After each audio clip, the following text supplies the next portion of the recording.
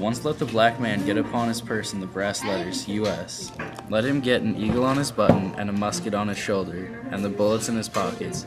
And there is no power on earth which can deny that he has earned the right to citizenship in the United States. Frederick Douglass. The admission of blacks into the Army started with 3 slaves that decided to try their luck. They rode across the James River in Virginia and made it to Union territory. The commanding general asked them many questions, and they were able to give him information on Confederate plans.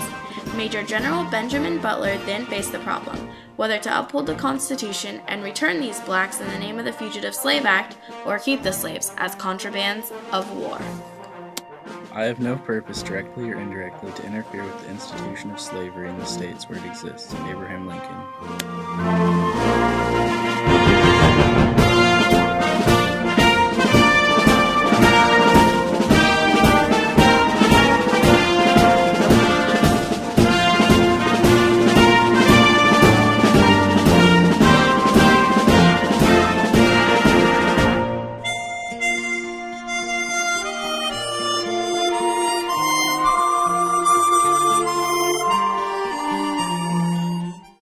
By July 1861, General Butler began pressing the Lincoln administration to admit that contrabands had pretty much become free.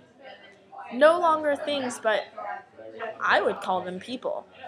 January 1863, as a result of thousands more Union casualties, they enforced the "blacks are people" view with the Emancipation Proclamation. I have no doubt they would make fair or even excellent soldiers. Our presidents, governors, generals, and secretaries are calling with almost frantic vehemence for men.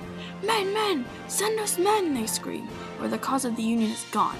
And yet these very officers, representing the people and the government, steadily and persistently refuse to receive the very class of men which have a deeper interest in the defeat and humiliation of the rebels than all others.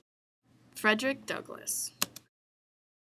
July 17, 1862, Congress passed 2 acts allowing the enlistment of African Americans. All slaves in Confederate states were now free.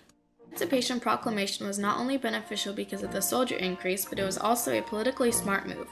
It enforced European neutrality in the Civil War. If a country were to support the Confederacy now, it was not just an issue of getting too involved, but also it would have been considered immoral. Supporting the Confederacy now essentially meant supporting slavery.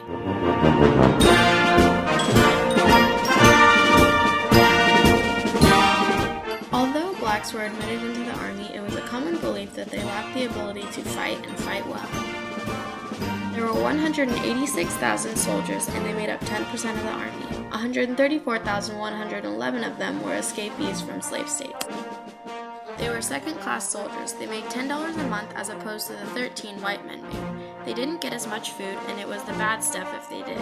They did the manual labor of fewer benefit. What's ironic is many of the men fighting for black rights still considered them inferior. Many soldiers even quit instead of fighting alongside them. Even through all of this, African American soldiers were able to find a sense of pride in what they were doing.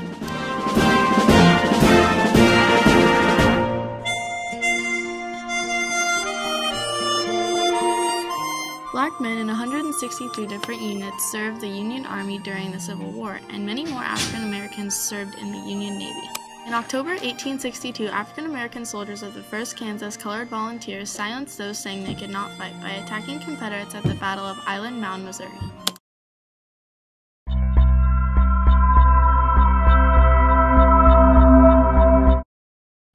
I never saw such fighting as was done by the Negro Regiment. The question that Negroes will fight is settled. Besides, they make better soldiers in every respect than any troops I've ever had under my command. Well, hello there. The famous battle fought by African Americans was the assault on Fort Wagner in South Carolina by the 54th Massachusetts on July 18, 1863.